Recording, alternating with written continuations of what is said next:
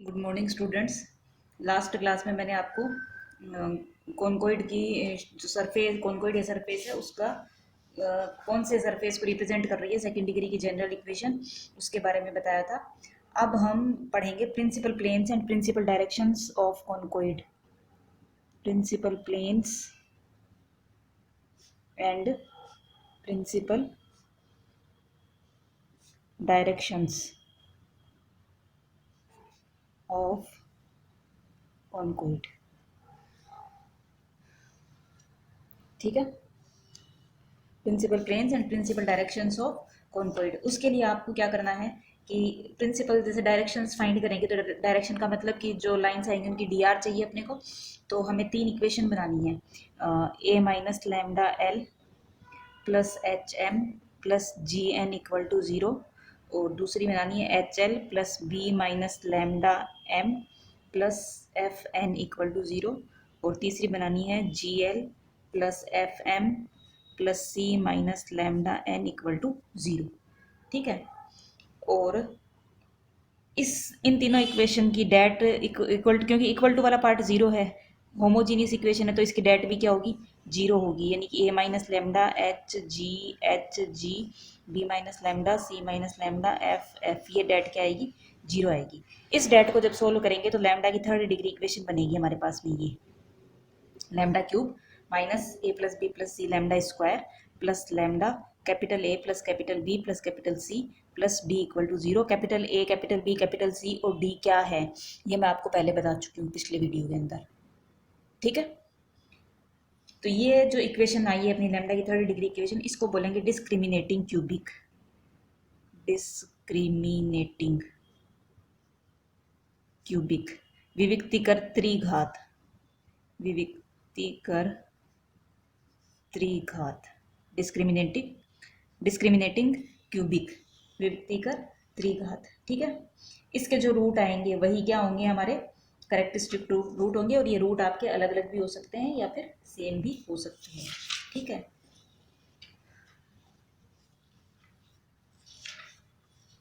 अब हम चलते हैं कि principal directions and principal planes किस तरह से अपने को फाइंड करने हैं। तो हम एक्सरसाइज का क्वेश्चन लेंगे और उससे principal directions and principal planes find करेंगे। सबसे पहले जैसे हमारे पास में एक्सरसाइज 9th ए है, इसका क्वेश्चन है find the principal directions and principal planes of the following conicoid. Conicoid है 2x square plus 20y square plus 18z square minus 12yz plus 12xy plus 22x plus 6y minus 2z minus 2 equal to zero. ठीक है, ये अपने पास में equation है। ठीक है, अब इसके अपने को प्रिंसिपल प्लेन्स और प्रिंसिपल डायरेक्शंस फाइंड करनी है। तो सबसे पहले तो हम A B C F G H U V W D इन सब की वैल्यूज लिख लेते हैं। ए इक्वल टू 2 आ गया, बी इक्वल टू 20 आ गया, सी इक्वल टू 18 आ गया। ठीक है, एफ वाई जेड होता है तो 2f वाई जेड होता है, तो एफ की वैल्यू माइनस का 6 आ गई। जी जेड एक्स होता है तो जेड एक्स की टर्म्स शायद चेक कर लेते हैं, जेड एक्स की टर्म इसके अंदर है नहीं, तो जी 0 आ गया। एच एक्स वाई होता है तो 6 आ गया। 2ux होता है तो u इक्वल टू अपना 11 आ गया, v इक्वल टू 3 आ गया, w इक्वल टू -1 आ गया, और d इक्वल टू -2 आ गया। यहाँ तक क्लियर है सबको। अब अपन लैम्डा की ये थर्ड डिग्री इक्वेशन बनाएंगे, तो सबसे पहले अपने को यहाँ पे capital A capital B capital C भी चाहिए। कैपिटल ए इक्वल टू क्या था, B C minus F square. ठीक है, कैपिटल बी क्या था, A B minus G, A C minus G square. ठीक है, और कैपिटल सी क्या था, A B B C A C A B minus H square. ठीक है, अब इनकी वैल्यू देख लीजिए, B C B into C करेंगे तो 360 आ जाएगा, माइनस एफ की स्क्वायर करेंगे तो 36 आ जाएगा, तो ये आ गया आपका 224। ठीक है, सॉरी 324, 224 क्यों आएगा, 324। फिर बी ए सी, ए इंटू सी करेंगे तो 36 आ गया, माइनस जी की स्क्वायर करेंगे तो ये 0, 36 आ गई। सी की वैल्यू कितनी आएगी देखो, ए बी करेंगे तो 40 माइनस एच स्क्वायर यानी कि 36, तो ये आ गई वैल्यू अपनी बस 4। ठीक है, और क्या चाहिए, वो डेट डी की वैल्यू चाहिए। तो डेट डी का मान कितना था, डी इक्वल टू क्या था, A B C plus 2f g h minus A F square minus B G square minus C H square. ठीक है, तो इस डेट की वैल्यू फाइंड कर लेते हैं अपन। डेट की वैल्यू देखो कितनी आती है, ए बी सी का मल्टीप्लिकेशन करेंगे तो 720 प्लस 2 FG की वैल्यू 0 है तो FG 0 हो जाएगा, माइनस एफ स्क्वायर करेंगे तो 36 टू जा 72, जी का स्क्वायर 0 है तो ये वैल्यू 0 आ गई। एच की स्क्वायर 36 करेंगे, 36 इंटू 18 करेंगे, 18 इंटू 36 तो ये आ जाएगा 720 माइनस 72 माइनस 324 है तो 648 आ जाएगा ये। ठीक है, तो ये कितना हो गया, डी की वैल्यू 8 0 आ गया, डी की वैल्यू कितनी आ गई, 0 आ गई हमारे पास। यहाँ तक क्लियर है सबको, कोई दिक्कत नहीं है। अब अपन ये थर्ड डिग्री इक्वेशन फाइंड करेंगे। तो देखिए थर्ड डिग्री इक्वेशन अपनी क्या बनती है, जिसको हम डिस्क्रिमिनेटिंग क्यूबिक कह रहे थे, ये फाइंड करेंगे। Discriminating cubic lambda cube minus A plus B plus C. तो A plus B plus C की वैल्यू कितनी आ रही है, 20 plus lambda square plus lambda के अंदर capital A plus capital B plus capital C. तो कैपिटल ए था 324, कैपिटल बी था 36 और कैपिटल सी था 4, तो 40 हो गए, 364 आ गया। और डी की वैल्यू 0 थी तो माइनस 0 इक्वल टू 0, ये बन गया अपने पास में। तो क्या बनी, लैम्डा कॉमन आ गया, lambda square minus 40 lambda plus 364 equal to 0। Capital A 324 और 40, 364 आ गया, राइट। अब इसके लैम्डा की वैल्यूज अपने को फाइंड करनी है। तो देखिए लैम्डा कितना आता है अपने पास में, लैम्डा की वैल्यू निकालते हैं अपन। एक तो लैम्डा 0 आ गया सीधा सीधा, ठीक है। उसके बाद में लैम्डा 0 आ गया। सेकंड देखते हैं अपन, श्रीधराचार्य लगा लेते हैं, फैक्टराइजेशन क्या पता हो नहीं हो। 182 है, चलो श्रीधराचार्य लगा लेते हैं। तो ये आएगा 40 plus minus under the root 1600 minus 4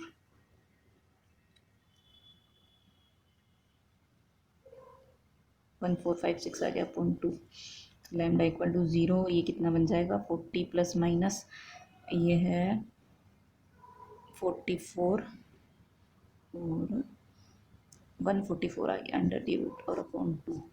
lambda equal to 0, 40 और 12 52/2 हो गया, 40 माइनस 12 यानी कि 28/2, यानी कि लैम्डा की वैल्यू है 0 और 26 14। यहाँ तक क्लियर है सबको, कोई दिक्कत नहीं है। ठीक है, ये लैम्डा की अपने पास में 3 वैल्यूज आ गई हैं। अब सबसे पहले अपन प्रिंसिपल डायरेक्शंस की बात करते हैं। प्रिंसिपल डायरेक्शंस, ठीक है। प्रिंसिपल डायरेक्शंस के लिए सबसे पहले लैम्डा इक्वल टू 0 लेंगे। लैम्डा इक्वल टू 0 लेके जो मैंने 3 इक्वेशन बताई थी आपको, A minus lambda L plus H M plus G N equal to 0, ठीक है। इसके अंदर अपन वैल्यू पुट करवाएंगे। तो लैम्डा इक्वल टू 0 पुट करा देते हैं, ए बी सी जो भी है उन सब की वैल्यू अपने को वहाँ पर पुट करवानी है, ठीक है। देखो हमारा क्या बनता है,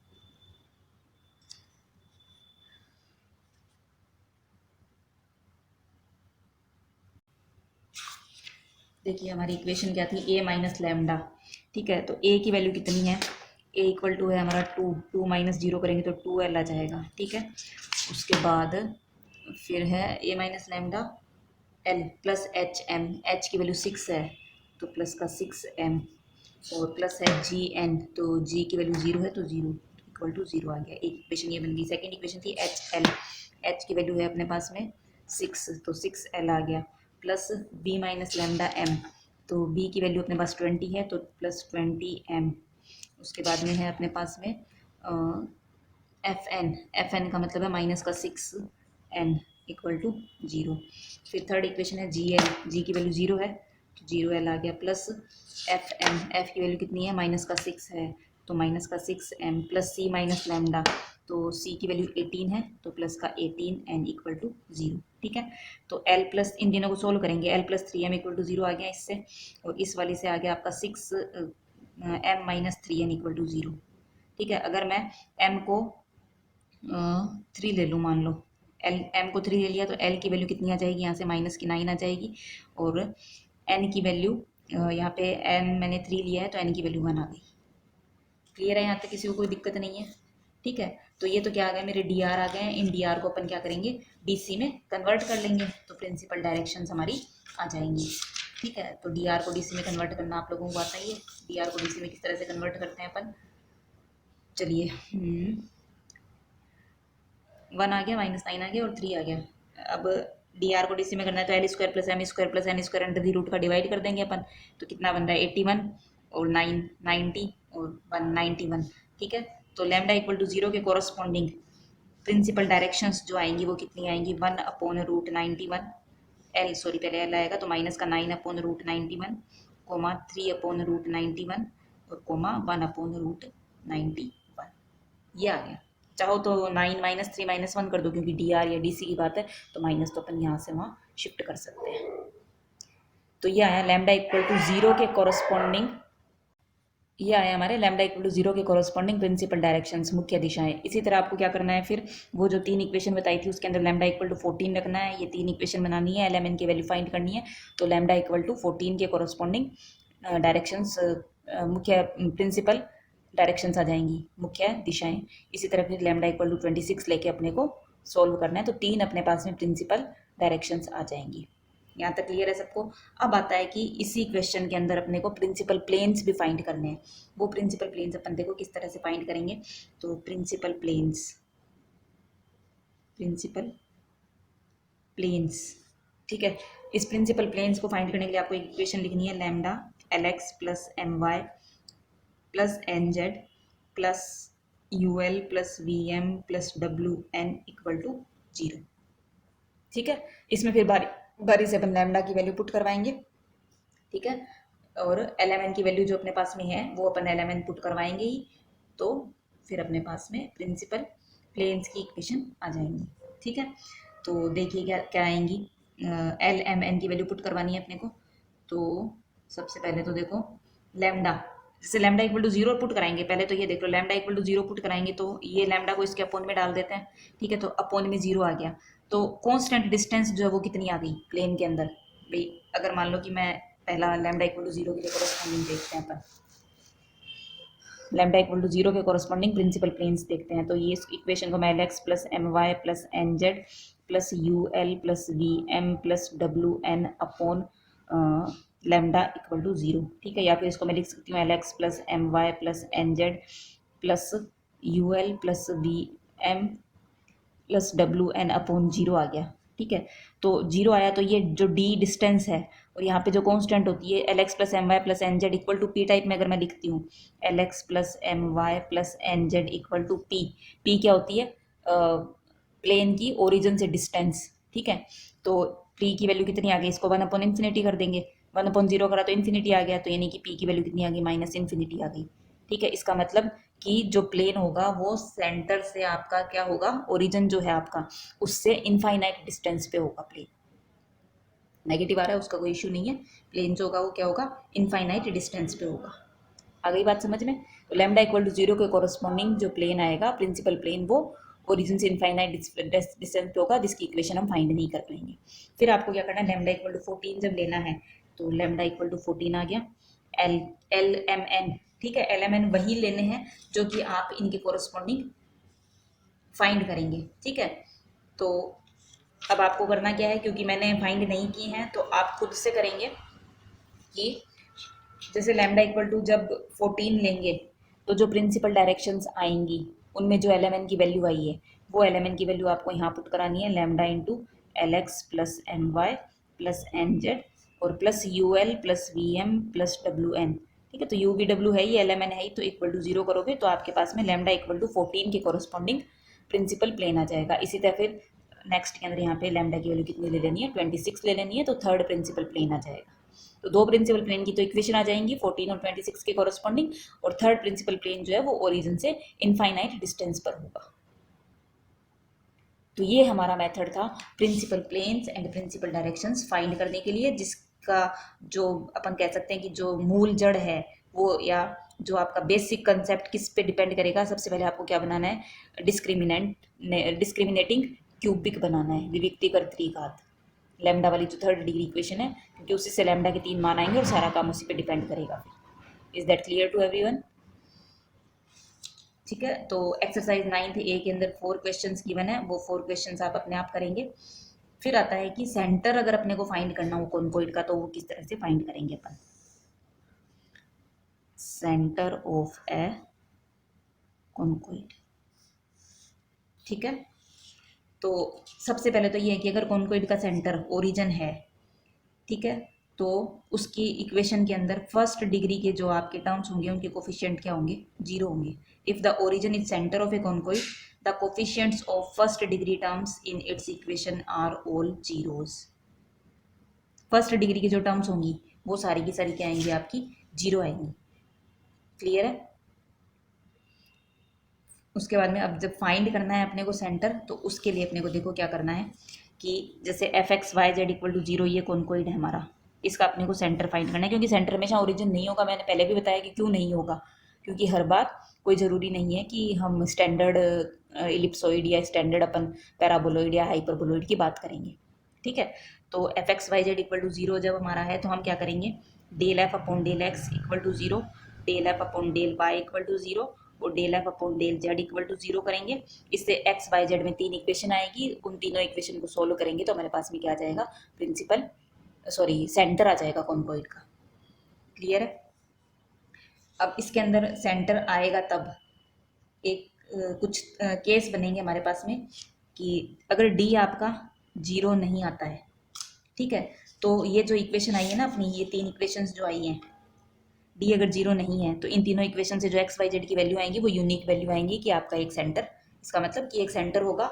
यानी कि जो शेप आएगी, सेंटर किसके होते हैं, देखो इलिप्सोइड का सेंटर होता है, हाइपरबोलॉइड का सेंटर होता है, कोन का सेंटर होता है या फिर स्फीयर का सेंटर होता है। अगर हम पैराबोलिक सिलेंडर या इलिप्टिक सिलेंडर की बात करते हैं तो उनका कोई सेंटर नहीं होता है। क्यों नहीं होता है वो मैं आपको जब इनकी शेप्स दिखाऊंगी, अभी मेरे पास में सॉफ्ट कॉपी के अंदर है, हार्ड कॉपी में शेप्स है नहीं, तो हार्ड कॉपी में उन शेप्स को मैं आपको दिखाऊंगी, तब आपको पता चलेगा कि उनके सेंटर क्यों नहीं होते हैं, ठीक है। अगर डी जीरो आ जाती है, डी वही डेट है जो आपकी थी A B C plus two F G H minus B F square minus H G square वाली जो डेट थी, ठीक है, वही डेट है आपकी।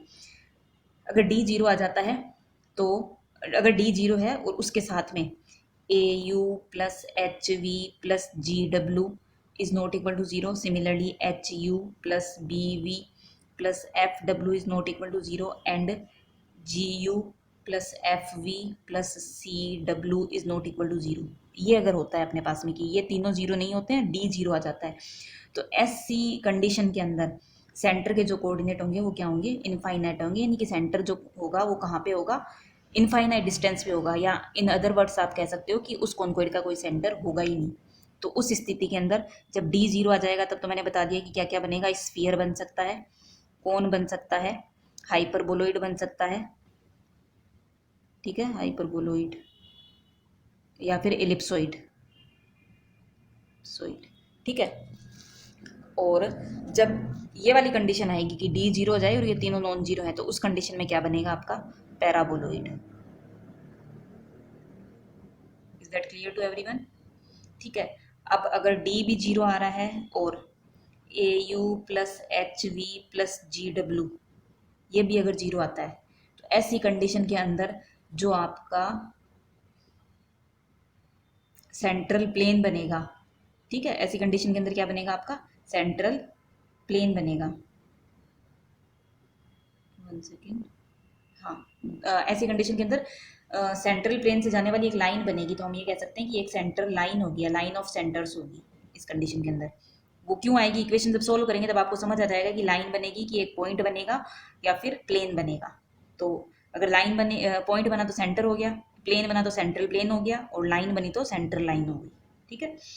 और ये जब कंडीशन होगी कि डी भी आपका जीरो आ रहा है और A U plus H V plus G W zero आ रहा है, तो आपके क्या बनेंगे, या तो इलिप्टिक या फिर हाइपरबोलिक सिलेंडर, इलिप्टिक और हाइपरबोलिक, हाइपरबोलिक सिलेंडर, या फिर pair of parallel planes, pair of parallel planes, इन तीनों में से कोई एक कॉन्कोइड होगा अपना। क्लियर है यहाँ तक। फिर हमारा नेक्स्ट केस आता है कि अगर डी जीरो है और A U plus H V plus G W भी जीरो है, ठीक है, परंतु ए जीरो नहीं है। ए आपका क्या है, कैपिटल ए जो है वो नॉन जीरो आ रहा है अगर, ठीक है, तो ऐसी कंडीशन के अंदर आपका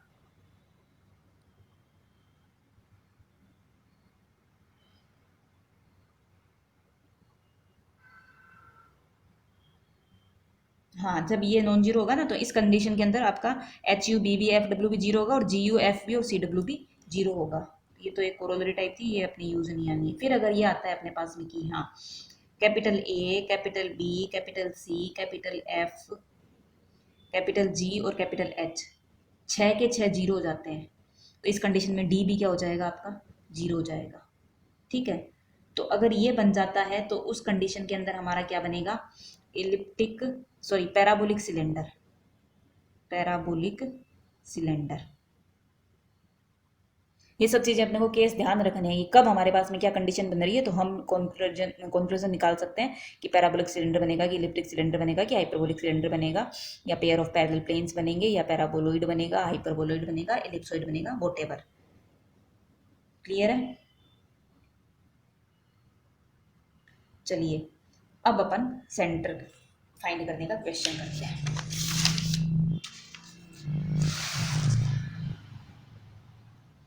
एक्सरसाइज आती है अपनी 9th बी। क्वेश्चन दे रखा है आपको 14x² plus 14y² plus 8z² minus 4yz minus 4zx minus 8xy plus 18x minus 18y plus 5 equal to 0। 8 है ये। डेल एफ अपॉन ये पूरा एफ को रिप्रेजेंट कर रहा है, del F upon del X करेंगे तो 28x minus 4z minus 8y plus 18 equal to 0। Del F upon del Y करना है, del F upon del Y करेंगे तो 28y आएगा, del F upon del Y किया तो माइनस का 4z आएगा, del F upon del Y किया तो माइनस का 8x आएगा, माइनस 18 इक्वल टू 0। फिर del F upon del Z करेंगे तो 16z आएगा, फिर del F upon del Z किया तो माइनस का 4y आएगा, माइनस के 4x आएंगे, और del F upon del Z करेंगे तो एक second, del F upon del X किया तो ठीक है, हाँ del F upon del Z में इधर कुछ है नहीं तो इक्वल टू 0 आ जाएगा। ये तीन इक्वेशन आ गई हैं आपके पास में। इन तीनों इक्वेशन को सॉल्व करके, ये आप अपने आप करेंगे, मैं नहीं बताऊंगी। इन तीनों इक्वेशन को जब आप सॉल्व करोगे तो आपके पास में एक पॉइंट एक्स वाई जेड की जो वैल्यूज आएंगी वो -1/2 प्लस 1/2 और 0 आनी चाहिए। तो एक यूनिक वैल्यू आ गई, इसका मतलब क्या हुआ, सेंटर है हमारा। ठीक है, और इसके अंदर आप ये वाली कंडीशन आप शो कर सकते हो कि यहाँ पे कैपिटल डी जो होगा, इसके आप कैपिटल डी की वैल्यू फाइंड कर सकते हो, कैपिटल जी नॉन जीरो आएगा इसका, क्योंकि कैपिटल जी जब नॉन जीरो होगा तभी आपका सेंटर एग्जिस्ट करेगा, अदरवाइज या तो सेंट्रल प्लेन होगी या फिर सेंट्रल लाइन होगी। क्लियर है? इसी तरह से आप इसके अगले क्वेश्चंस भी करेंगे, क्वेश्चन नंबर 2, 3, 4 करेंगे ना, तो आप खुद से देखेंगे, अगर नहीं होंगे तो मैं डाउट क्लास में आपसे अपन डिस्कस कर लेंगे।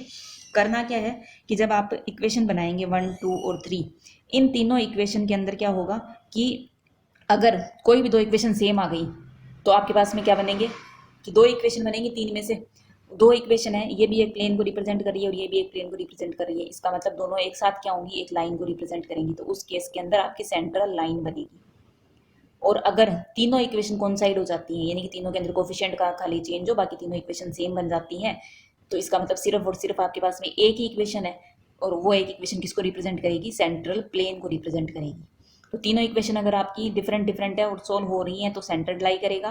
तीन में से कोई भी दो इक्वेशन अगर आपकी सेम हो जाती हैं, आइडेंटिकल हो जाती हैं, तो आपका सेंट्रल लाइन बनेगी, और तीनों इक्वेशन अगर आइडेंटिकल है तो सेंट्रल प्लेन बनेगा। ठीक है, तो इस पे बेस्ड आप क्वेश्चन करेंगे, और फिर क्वेश्चन में कोई डाउट आता है तो अपन लाइव क्लास में डिस्कस कर लेंगे। तो इस तरीके से हमारा सेंटर फाइंड करने का काम भी खत्म हो गया है। अब जो नेक्स्ट क्लास के अंदर हम पढ़ेंगे, जो हमारा मेन मुद्दा जो है वो है कैनोनिकल फॉर्म, जो अपन ने पिछले वीडियो के अंदर डिस्कस करी थी कि हम किस तरह से सेकंड डिग्री की इक्वेशन को कैनोनिकल फॉर्म में कन्वर्ट करके ये डिसाइड करेंगे कि ये कौन से कॉन्कोइड को रिप्रेजेंट कर रहा है। Is that clear to everyone? तो चलिए आज के लिए इतना काफ़ी है, बाकी अपन अगली क्लास में स्टडी करेंगे।